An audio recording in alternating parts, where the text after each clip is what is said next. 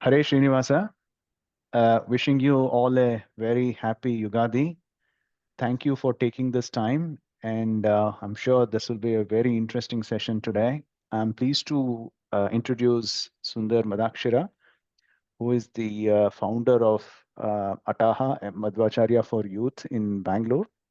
And he's the disciple of Dr. Vyasankare Prabhanjanacharya, and he's been delivering lots of discourses across the country and outside of India. And we are very delighted and lucky to have him amidst us. And he has kindly agreed to deliver this very special discourse on Vishnu Sahasranama, which most of us are recite that on a day-to-day basis. And we also do that at our Raghavendra Swami Matha on every Saturdays.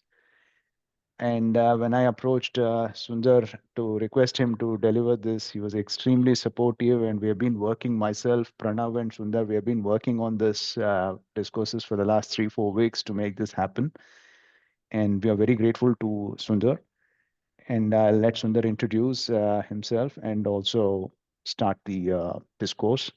It will be delivered in English, and the main discourses will be for approximately 45 minutes. And then towards the end, last 10, 15 minutes, we'll have some Q&As which you may want to ask. On that note, I will hand over to Sundar. And thank you, Sundar, once again. And we look forward to your sessions. Yeah, ಎಲ್ರಿಗೂ ನಮಸ್ಕಾರ.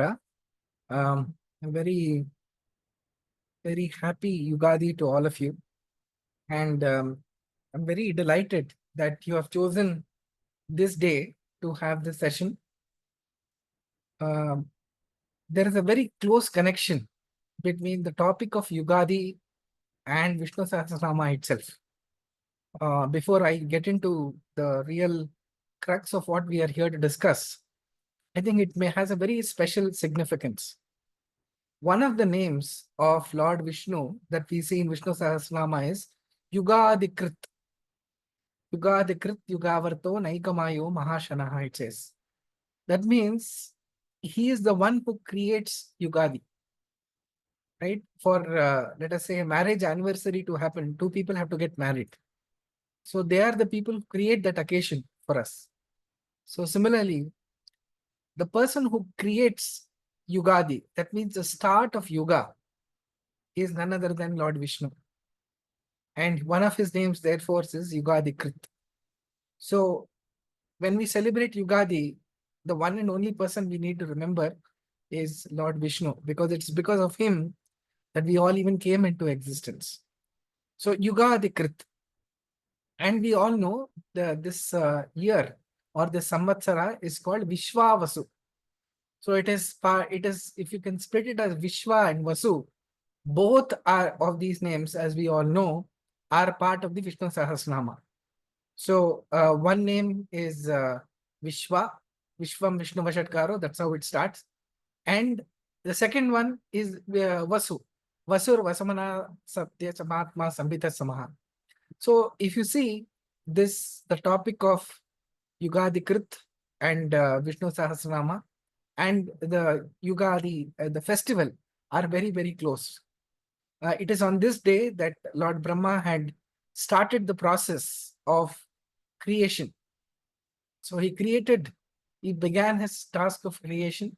He created all the gods after him in the hierarchy and assigned their respective duties to them so that they can perform and they can take forward the whole job of creation along with him. So that's a very brief background to Yugadikrit and the festival of Yugadi.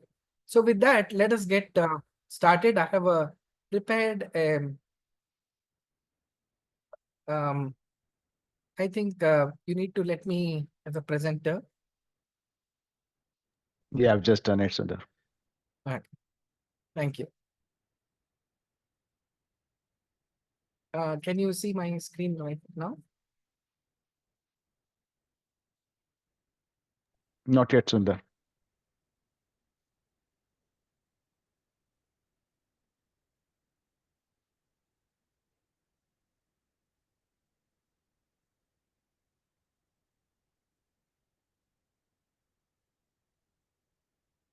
Can you see it now?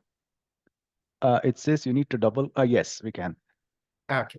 So I've just used a presentation just to give a kind of a placeholder so that we cover all these topics. So big thanks to all of you to have joined this session. Today we are going to start off with this topic of Vishnu Sahasranama. As we were already introduced, I think Shri Vishnu Sahasranama will go down as one of the most commonly recited shlokas.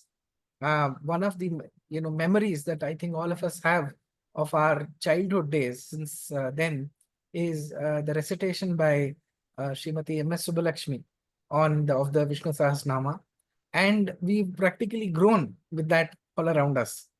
But what is it that makes Sri Vishnu Sahasranama so unique is something that one has to delve deep into to understand why this is so.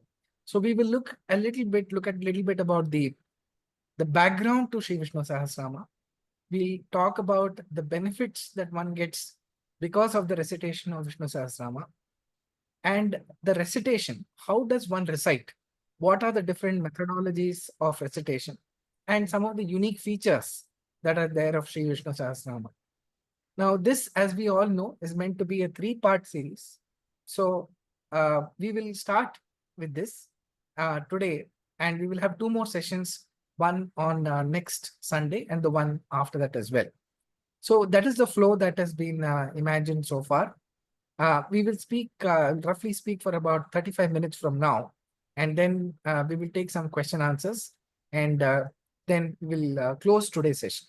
So, the topic of Vishnu Sahasranama and its profundity can be understood only when one goes into the background of Sri Vishnu Sahasranama. If you look at the Indian scriptures on which the entire Sanatana Dharma is based, it is based on 2 types of Sahitya or 2 types of literature. One is called Apaurushaya and the other one is called Paurushaya. Apaurushaya means something that always existed and has not been created by anyone. Nobody has created it. That is called Apaurushaya. These are nothing but universal facts. Nobody creates universal facts. So, for example, numbers. Yes, we have called it number 1, 2, 3, 4, 5, 6, so on. But they are all existing even before they were called 1, 2, 3, 4. The nature already had it embedded in it. The human mind just put a name to it and started to count. So, like this, that is a universal truth. So, Apaurushaya Sahitya are nothing but the Vedas. Vedas are Apaurushaya. This is something that everybody, all the 3 Vedantic schools accept that Vedas are Apaurushaya. Now, that is the purest form in which one can understand God, one can understand ourselves, and understand the world around us. That is the Vedic root. The other one is called the Paurushaya Sahitya. That means it was created by someone. Some Gnani has created it. That is why we call it Paurushaya. Now, the principle amongst the Paurushaya Sahitya is nothing but the Brahma Sutras. They are very, very occupy the highest place in our entire scriptural system, mainly because they govern the Vedas.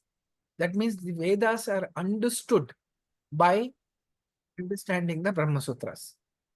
Right? So this is the framework that we have. Now, the other part of the Paurushaya Sahitya are the famous Puranas.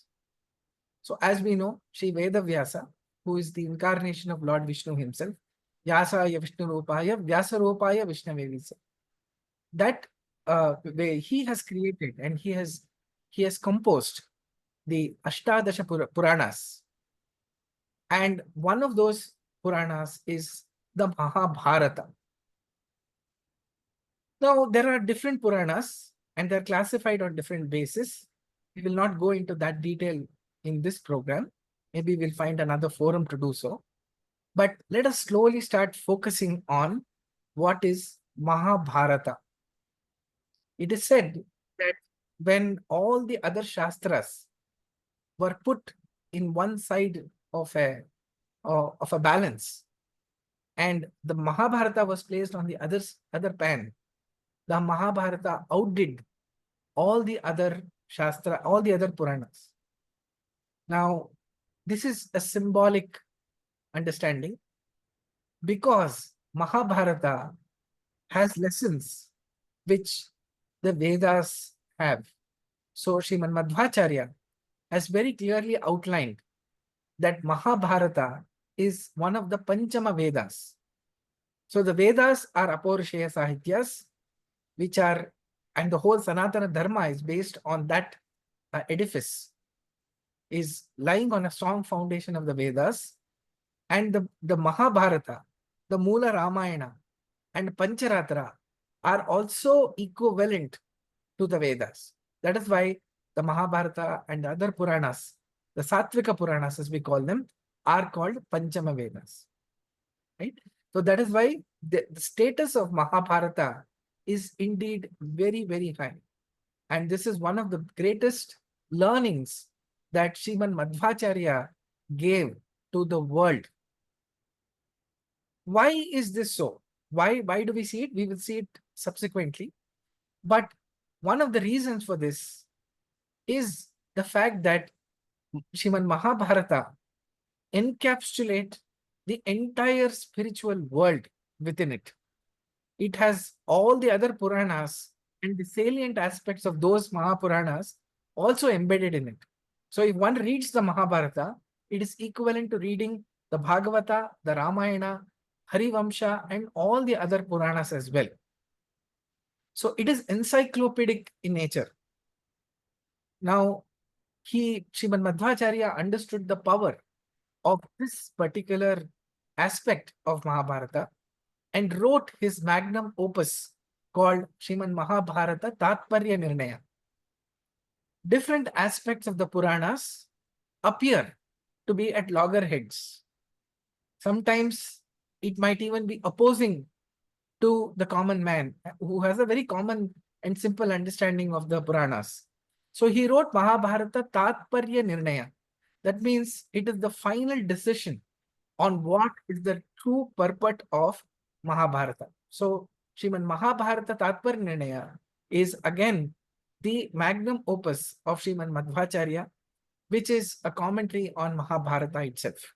Now, why we are seeing all this is that the Vishnu Sahasranama, which we are here to discuss and understand, is a part of that Mahabharata. So the context is that the Mahabharata is a text of the highest order.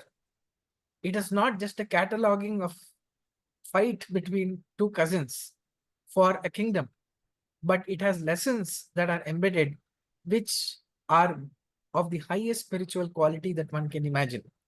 So it is said that Mahabharata Tatparya Nirnayam Samshayachidam. Shri Vyasaraja says that if anybody has any doubts in the spiritual world, he may refer to Sriman Mahabharata Tatparya Nirnaya and you will find an answer in it. That is the profundity of Mahabharata and the Mahabharata Tatparya Nirnaya, which is the commentary on it. Now we know the Mahabharata has different chapters. And one of the chapters which appears after the Yuddha Parvas, that means chapters which are there after the war between the Pandavas and Kauravas is completed, is called Shanti Parva. True to its name, it is something where it is a time for everybody to heal after a deadly war. The Kauravas had 11 Akshauhini army. The Pandavas had 7 Akshauhini army. And 18 Akshauhini armies were destroyed and decimated. What remained were a handful of people. And one of the person who was still alive is none other than Shri Bhishmacharya himself. As we know, the war that is there starts with the Bhishma Parva. That means the first Parva when Bhishmacharya is the chief of the Kaurava army. And we all know Arjuna shoots the arrow, a bed of a series of Maha Astras on Bhishmacharya. Bhishmacharya falls on a bed of arrows, and he has been bleeding for 13 of the 18 days of the war. So by the time the war is over, he has already bled for 13 long days and is still alive. Now, how is he alive? Why is he alive? Is because he is Ichhamarani. He had a special boon to be alive, even when till he wished to die. That was a very special boon that he had. So when he was the Ichhamarani, he was lying on a bed of arrows. Now, what prompted the Vishnu Sahasranama to be composed is that after Yudhishthira becomes the king, the Chakravarti, he is actually filled with remorse. He feels that he has killed all his ancestors. He has killed his gurus. And because of the war, he not only killed the Kauravas, he also, in the process, so many Pandavas got killed. Not the Pandavas, the Pancha Pandavas, but the Pandavas army also got wiped out. So many people lost their lives simply because the Pandavas wanted to be kings. That is his understanding. So if you see, there is a lot of similarity between the questions that Arjuna asks Krishna at the start of the war. He has the same set of questions, but the difference is that was before the war, and this is after the war. Now, Krishna sees that the war was fought by the Pandavas for what reason? To rule with dharma, to rule with righteousness. But here is Yudhishthira, who believes that he himself has committed adharma. So even if he rules, it will be a very ineffective rule by him, because he is not convinced that whatever he has done is right. So if one is filled with so many doubts in his mind, how can he be the emperor of a kingdom? He's going to be always depressed. He's going to have a doubt, and he's going to have misgivings in his mind every time he has to make a decision. Now, that's not a great quality for a leader. So therefore, Krishna decides that he's going to take Yudhishthira to meet Bhishma Pitamaha, who is still alive on a bed of arrows.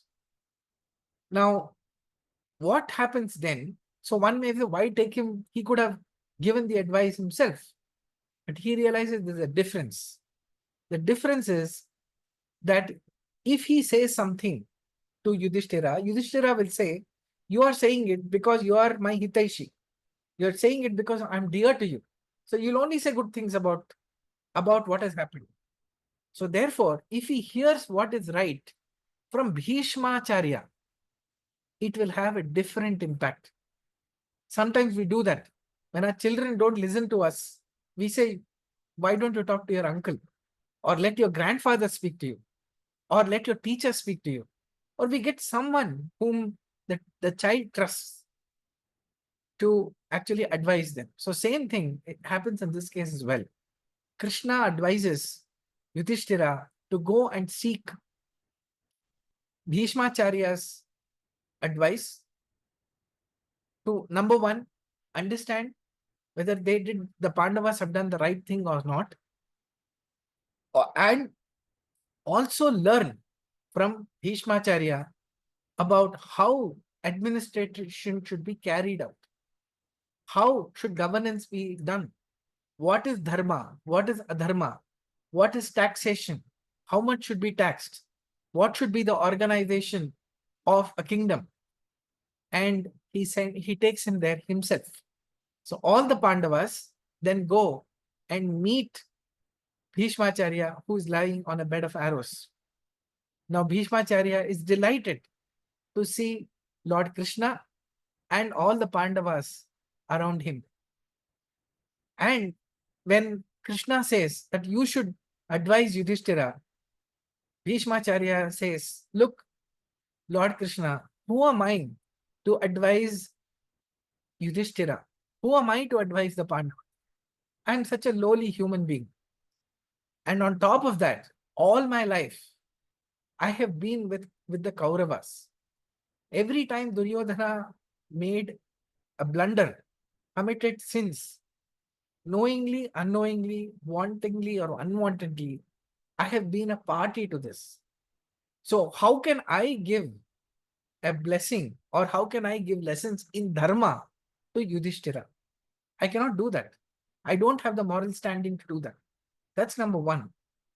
Number two is that Bhishmacharya is lying on a bed of arrows. So he says, these arrows which have been shot at me have been shot at me by none other than Arjuna. Arjuna is the known warrior and who's the prime archer in the world. He has shot these special astras on me. They are not no ordinary astras as well. So in this environment, and with this kind of a situation where an arrow has poked into every nook and corner of my body, and all the blood has drained out, how will I be able to speak? It is at this time that Krishna then intervenes and says, Bhishmacharya, I will give you the strength. I know you can't give this advice, but I will stand within you and I will empower you. And through you, it'll actually be me who's giving this advice to Yudhishthira.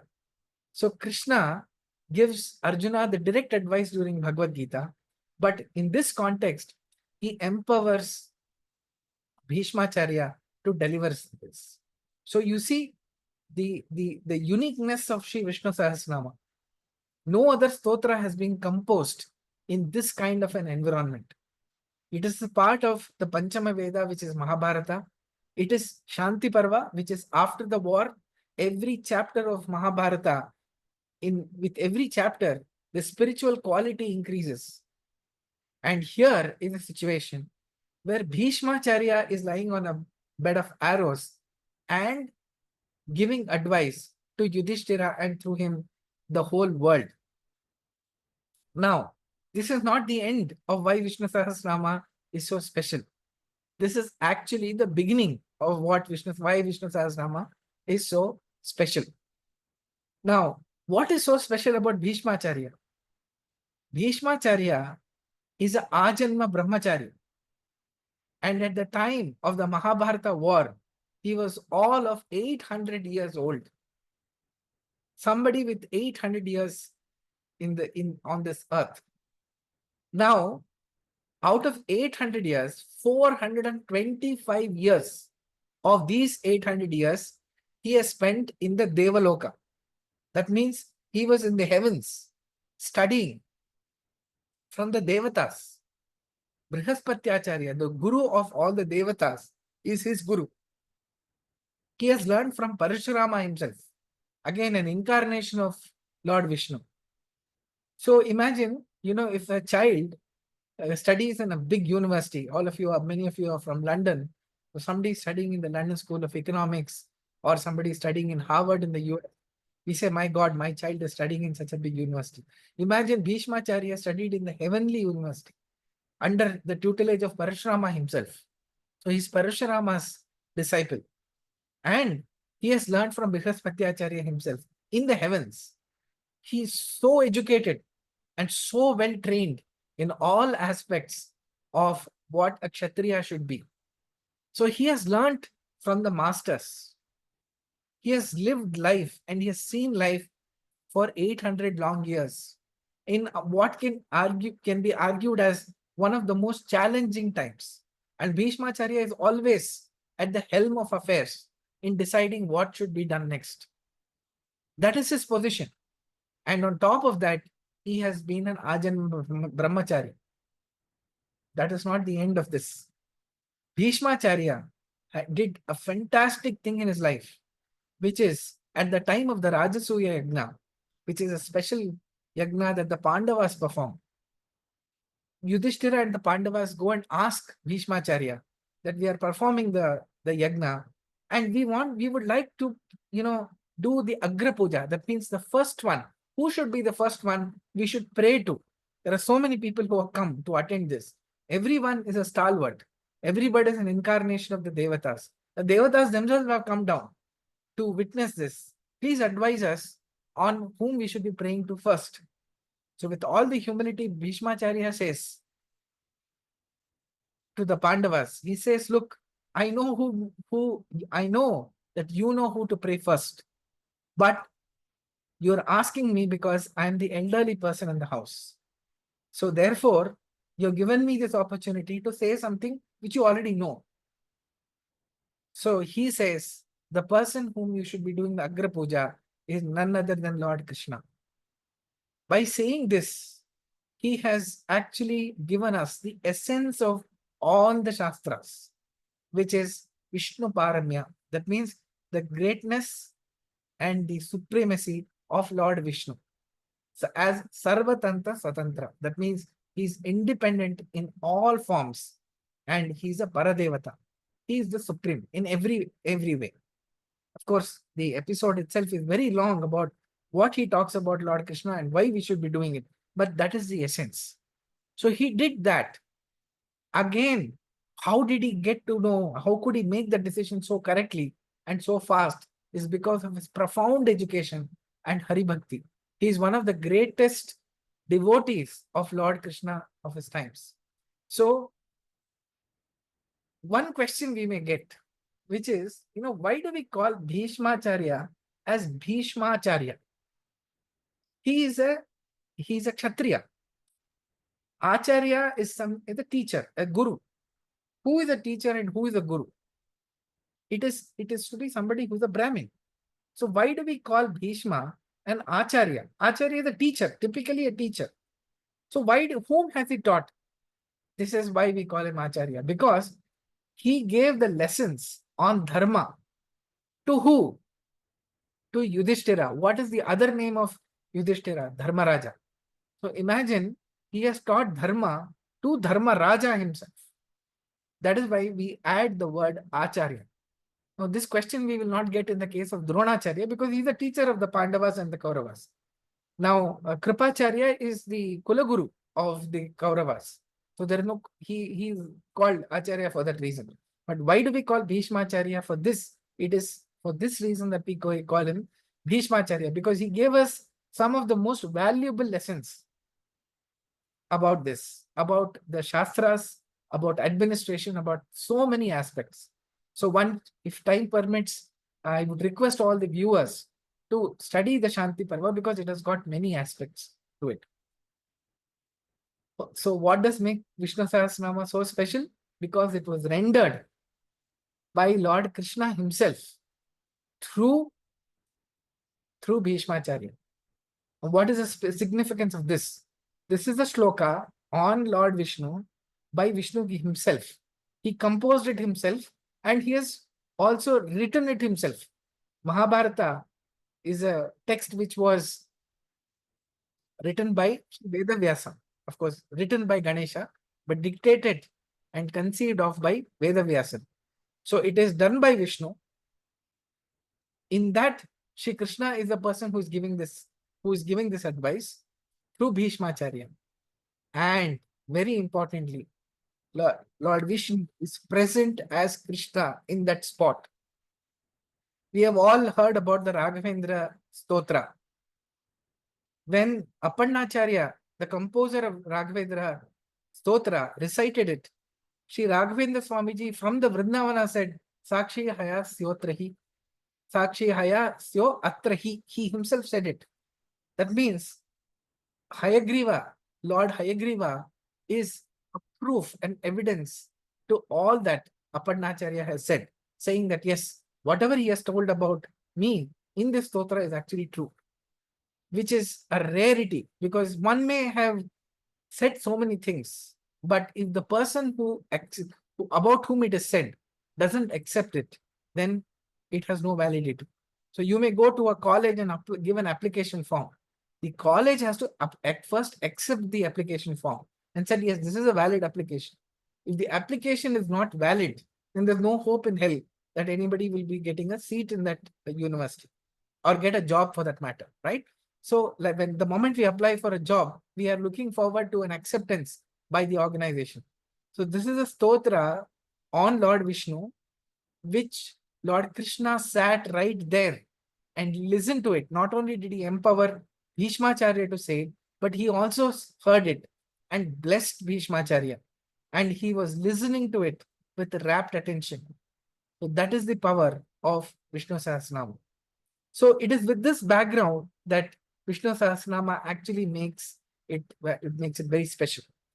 I will go into one more aspect and then we will take a pause. I had planned to cover a lot more topics, but we will cover it in the subsequent sessions. So what makes it Vishnu Sahasranama so great, we have seen, is the part that it's a part of Mahabharata. But who brought out these great lessons about Vishnu Sahasranama? It was being treated for many decades and centuries as just another collection. And like any other stotra, it also had its own names of Lord Vishnu, and 1,000 names of Lord Vishnu would make it Sahasranama. Like that, there were so many other Sahasranamas as well. So why Vishnu Sahasranama? So it was up to Srimad Madhvacharya to bring out this greatness. So once Srimad Madhvacharya was on a visit to Kerala, and there he was explaining the meaning of a Veda Sukta. All this is very accurately documented in Sumadhva Vijaya, which is Srimad Madhvacharya's biography. And one of the persons in the audience stood up and said, "Sir, you have given us a meaning. I know of another meaning of the same Veda Sukta. Can I share that?" So Madhvacharya said, "Yes, surely you can do that." Then he said that, "Look, this is the meaning I have learned." Srimad Madhvacharya said, "Yes, that is right." So the other person was a little puzzled. He said, "You have given a certain meaning. I have given a different meaning. How come both are right?" So Madhvacharya says, "No, this is a Veda Sukta. Every Veda Sukta has a minimum of 3 meanings." So which was quite surprising to the people. They think the one Sukta has 3 meanings. He said, "Yes, another name for Vedas is Trayartha. That means there are 3 meanings. So in the name of the Veda itself, it is said that it has 3 meanings." So those people in the audience were quite perplexed. They said, "Vedas have 3 meanings." He said, "No, this is not the end." Then he recited a quotation from Padma Purana. He said, "Trayartha sarva vedeshu, dashartha sarva bharate, Vishnu Sahasranama api nirantara shatartakam." He says the Vedas have 3 meanings. Mahabharata has 10 meanings. Each sloka of Mahabharata has 10 meanings. And Vishnu Sahasranama, which is a part of Mahabharata, has Nirantara Shatartakam. That means every name of Vishnu has 100 meanings at a minimum. At a minimum. Now, this was something which was completely perplexing to everybody there. They did not realize the profundity of what Srimad Madhvacharya had said. So they said, at the same time, there were some people in the audience who thought that Madhvacharya was just saying something. The quotation may be right, but does Madhvacharya really know the meanings of 100 meanings of every word of Vishnu Sahasranama? So they threw a challenge at Srimad Madhvacharya and they said, "Look, can you please tell us the 100 meanings of Vishnu Sahasranama?" So they were in a very combative mood. Shri Madhvacharya said, "Look, I am going to tell you the meaning, 100 meanings of Vishnu Sahasranama for each word. But after I complete 100, telling you the 100 meanings, I will pause. And you have to tell me all those 100 meanings. You have to play it back to me, how you have understood. Are you up for the challenge?" So they said, "Yes, we are up for the challenge." So Srimad Madhvacharya started. And he started with one name after the other. So let us say he took the first name, Vishwam, and he started giving the meanings one by one. Vishwam means someone who has got the whole world in him. Vishwam means the person who has created Chaturmukha Brahma and Lord Shiva. Vishwam, someone who controls the whole world. Vishwam means someone who is Garuda Dhwaja. That means he is the one who rides on the Garuda, and so on. He went on giving one meaning after the meaning, another. After he completed the 30th meaning, the scholars there, the group of scholars had already lost track. They they sought an excuse from Srimad Madhvacharya and said, "You are truly great. Yes, you are right. The word Vishwam indeed has got so many meanings. So please excuse us for having challenged you. Now, asking a question in the right spirit is absolutely fine, but asking a great scholar like Srimad Madhvacharya, a great guru like Madhvacharya, with a sense of suspicion was something which was not right. But in the process, Madhvacharya gave them more lessons. He said it is not just that every name of Vishnu Sahasranama has a minimum of 100 meanings. Every name also connotes one superior quality of Lord Vishnu. So every name has got 100 meanings. Every name has also connotes a specific quality, a superior guna. That's why it is called Yani Namani Gaunani Vikhyatani Mahatmana. Gauna Namas. That means each Nama has got a Gauna, a guna, or a quality, a superior quality which has been associated with it. That was not the end. He said every name also connotes a unique form, Rupa, of Lord Vishnu. So Vishwa has a Rupa, Vishnu has got a Rupa, Vashatkaraha has got another Rupa. Similarly, Vasuprada has another, Shubhanga has another name, Sundaraha has got another name, Anandaha has got another name. So every name in Vishnu Sahasranama has got a specific form associated. So 1,000 names, 1,000 forms, 1,000 qualities, superior qualities of Vishnu are all embedded in it. Each form of Lord Vishnu, which appears in Vishnu Sahasranama, has a corresponding feminine form of Lord Vishnu. It is a feminine form of Lord Vishnu, and we will see that in detail. And lastly, for each form of goddess of Lord Vishnu, there is a corresponding form of Shri Mahalakshmi along with it. So there is a unique name that goddess Lakshmi has. It is called Samana. That means Deshataha Kalatah Chaiva Samana. That means she is always there with Lord Vishnu. Deshatah means at all places, and Kalatah, that means she is present with him at all times. So for each form of Lord Vishnu, there is a corresponding form of Lord Mahalakshmi. So when we recite Shri Vishnu Sahasranama, now you can see how many things are getting packed in it. It may look like a collection of 1,000 names of Lord Vishnu. And many people might even ask, why don't I just pick up one name after the other in random order and just recite it? No. Vishnu Sahasranama, the way it is said, the circumstances in which it is said, the way it is expounding the qualities of Lord Vishnu is making it a very, very unique stotra indeed in the world. So, we are, I think, running out of time, and we will would like to take a few questions if there are, but we are still not done with what is the uniqueness and greatness of Shri Vishnu Sahasranama. In the subsequent sessions that we will have, we will also look at aspects of Vishnu Sahasranama and the Vedas, and one specific aspect of Vedas, which is Shri Brihati Sahasra. Brihati Sahasra is a very, very important part of the Vedas, of Rig Veda specifically, and Vishnu Sahasranama and the Brihati Sahasra are very closely connected concepts.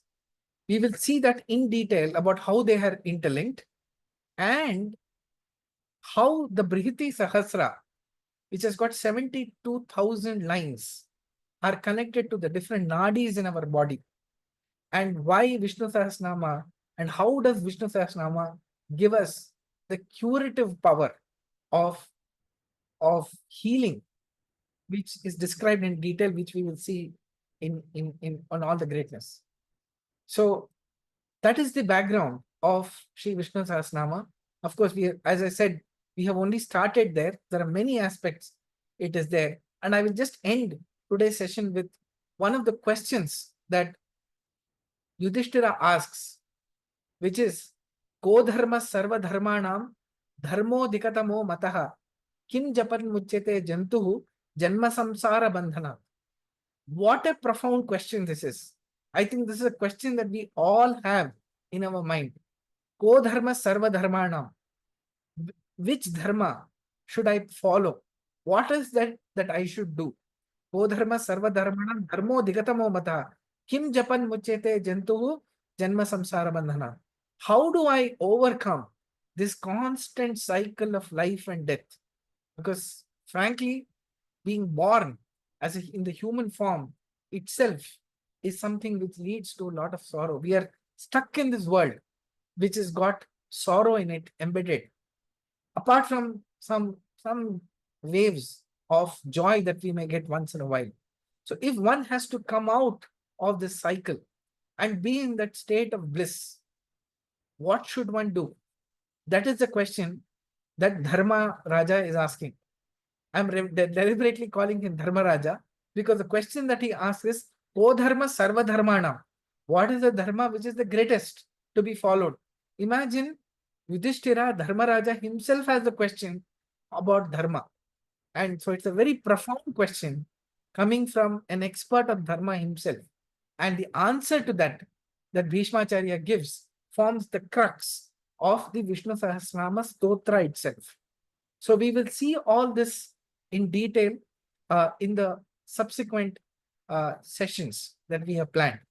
So with that, I will take a pause and take questions which might have come from this presentation. And I'll stop sharing this presentation. I will share this presentation as a PDF later on, which if anybody is interested, we could have a look at it. So Thank back you, to you, Sunder. Hari. Yes. Yes, thank you, Sundar. And if anybody wants to ask any questions, please come out of the mute and then feel free to ask any questions, please. You're currently everybody are on mute, but please come out of mute and then you can ask any questions. So I have a question which has come in the background, Sundar, and the question is, how can reciting the Vishnu Sahasranama influence one's spiritual growth and daily life practices? Yeah, the thing is, what reciting the Vishnu Sahasranama, and this we will see in detail when we talk about the methods of meditation, is that in our Shastras, the importance of Harinama Smarane has been told very clearly in the Kali Yuga. So different yugas, as we know, have different rules on how dharma has to be performed. So in the earlier yugas, it was mandated that one should perform the homas, yagnas, do dhyana for thousands of years. We keep reading in our Puranas that, there were sages who prayed to God for 10,000 years. Forget about sages, even the demons, they also, used to pray for so long. Which brings us to the question that in the Kali Yuga, the sadhana becomes very difficult. Anything but one wants to do is fraught with danger because there will be mistakes committed while performing the dharma karya itself. And our body does not have the spiritual strength to be able to perform these things the manner in which they have been ordained. So in that atmosphere, what is important is to recite Harinama Smarane. That means Harinama has to be recited again and again. And that is the only way one can come out of this continuous cycle of death and birth. Now, the thing is, one may say, okay, I don't know. I mean, I can't understand such things about coming out of the cycle. I want to make my daily life better first. I want to have peace. I want to be energized. I do not want to have worries. And, I want to lead a happy life with me and with my people, with my friends and everything. I want to win. I want to be a winner in whatever I do. And I want to become a good human being. If these are some of the goals, what one needs is therefore God's gift and God's blessings. And that is something that comes as one of the things that Vishnu Sahasranama gives as a fruit, because it has got a very close connection with the Vedas. The lessons of the Vedas come through in a very simple form that everybody can recite through the Vishnu Sahasranama. So chanting Vishnu Sahasranama is guaranteed to give us those fruits where we can live, with which we can live our life happily. So I'm glad that you asked this question, Sherry. We had planned, as you know, I work with Ataha, and we actually had conducted sessions on Vishnu Sahasranama during COVID time. We held several sessions. One of them is available on YouTube as well. And what we learned was that several people who were hospitalized at that time and were on their deathbed virtually, they called us and said, look, you are talking about Vishnu Sahasranama. I cannot recite all of that because I'm so weak. What do we do? That time we said that they should just listen to the Vishnu Sahasranama. The big change that happened, that I'm so glad that many of them today I have completely recovered and are living a very, very happy life. So for any problem that we face, we need to go to somebody who has got that infinite capability to help us. There is no point in asking somebody who is facing problems himself. And the only person who does not have any problems in life is Lord Vishnu, because he is Ananda in the true sense. So therefore, I think what is important here is that any problem, that is the final thing that we will see as the fruits, any problem anybody faces, any challenge that anybody is facing, any goal that one wants to reach, Vishnu Sahasranama recitation is proven to give them those results, because it is a prayer on Lord Vishnu, who is the Supreme Lord, who has got all the auspicious and great qualities, and who has no doshas, who has no drawbacks and negatives. Because the moment we hear about someone who has got a lot of attributes, the immediate question is, okay, what is wrong? What are his negatives? He has no negatives. He has all the positives. He's got all the capability and the strength to be able to help people. That's a very important thing, because there may be people who want to help you, but they cannot help you. Like we hear in the Bhagavata, Gajendra was stuck. He could not be saved by anybody. All his relatives wanted to help, but they couldn't. This is what happens with us. There are many people who are well-wishers, but they still can't help.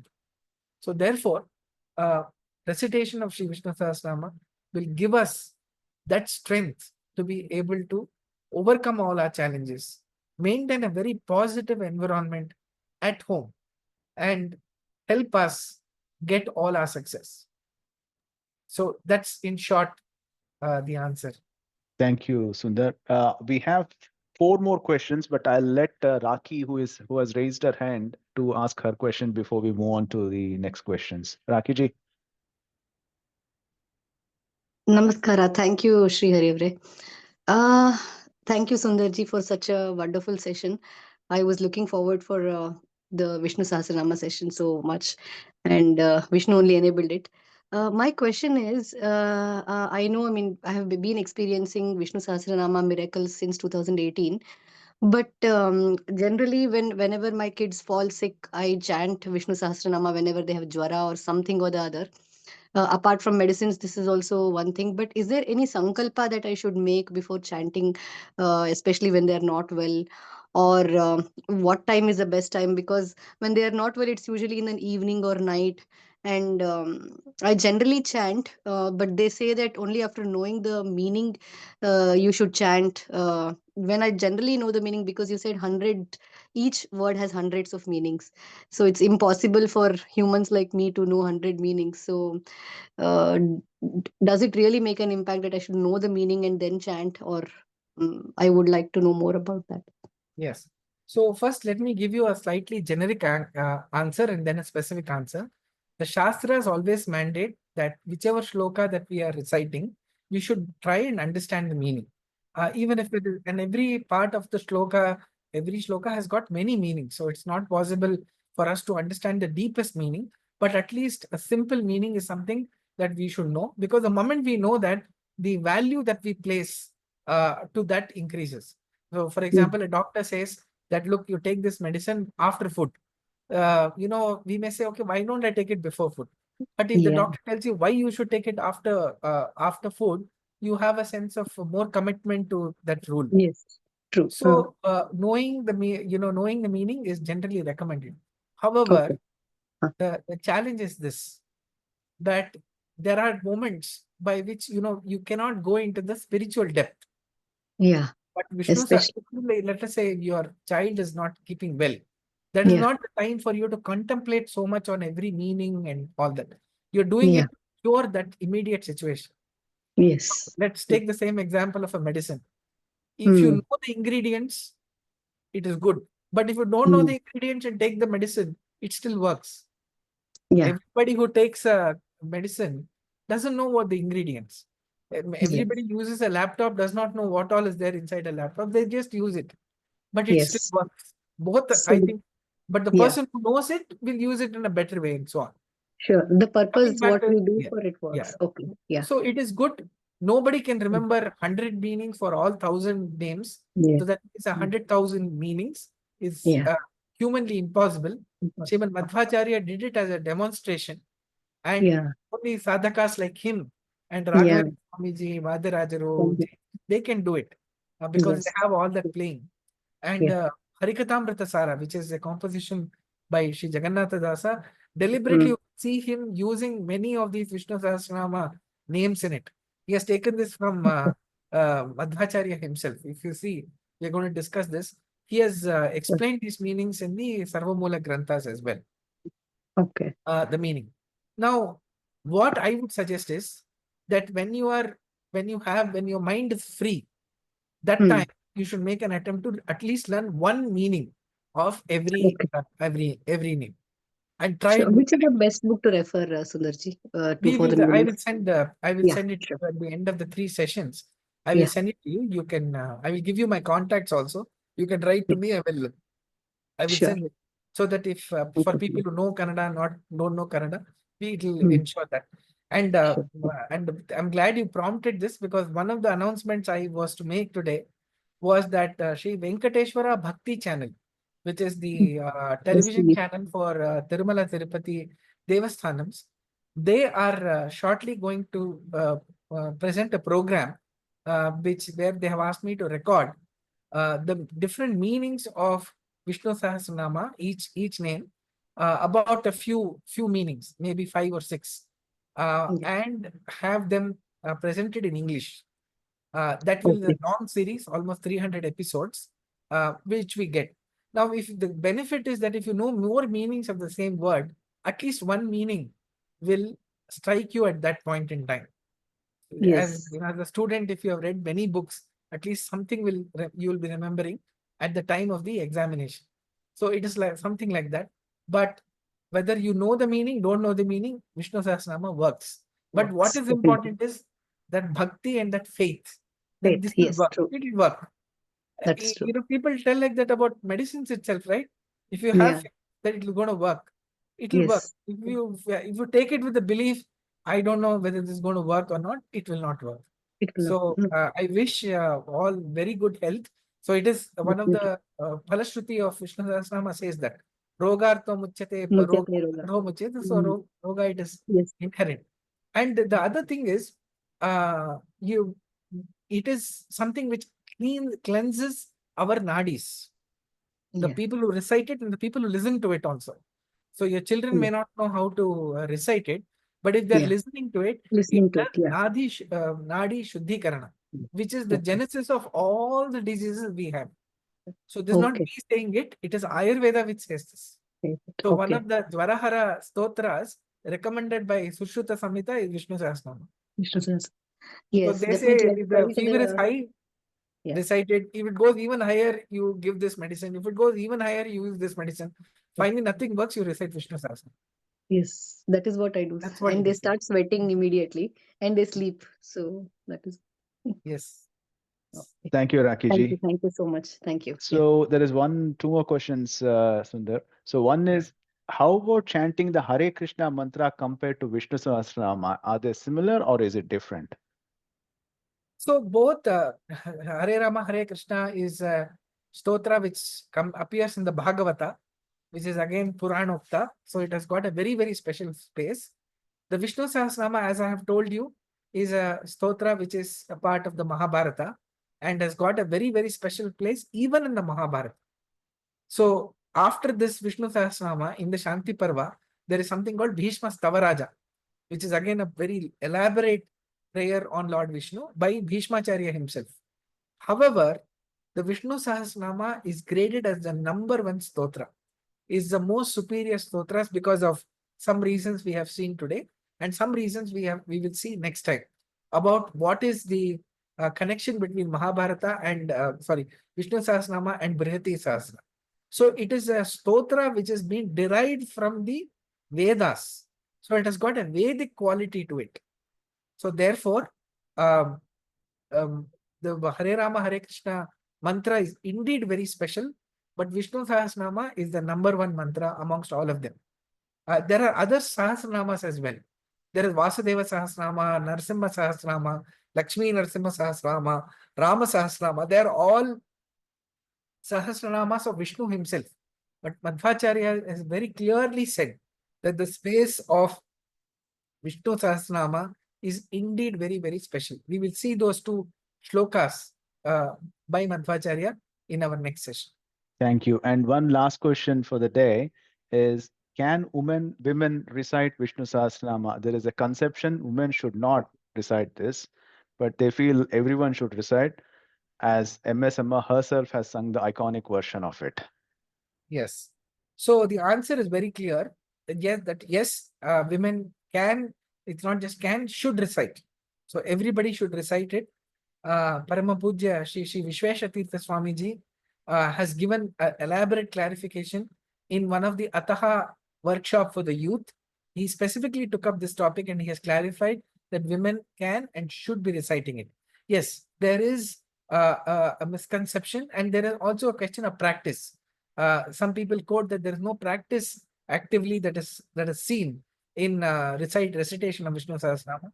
That is not something that is mandated by the Shastras, because if you look at Mahabharata was basically composed by Sri Vedavyasa to educate people who did not have access or who could not learn the Vedas. And one of the categories is the women. They do not study the Vedas. So how does one learn that? It is through Mahabharata. Now, if parts of Mahabharata themselves are again excluded, then it defeats the purpose for which Mahabharata was written. So it is very clear. He has clarified, and clarification has come from Shri Vishweshatirtha himself, our beloved Pejawar Swamiji. So no doubts in our mind. Everybody should be able to recite it. Thank you, Sundar. I think we are just on time. And once again, happy Yugadi to all of you. Thank you, Sundar, for taking the time this evening. And we'll continue the session next Sunday at 5 p.m. UK time. Hare Srinivasa. Yeah, thanks, Srihari, for having me over. So we just got, as I said, we just got started now. I think some of you might have expected that we'll get into deeper aspects in this session itself.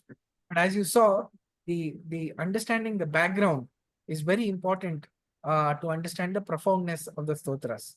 So look forward to having you in the next session, and wish you a very, very happy Yugadi in Vishwavasunama Samvatsara.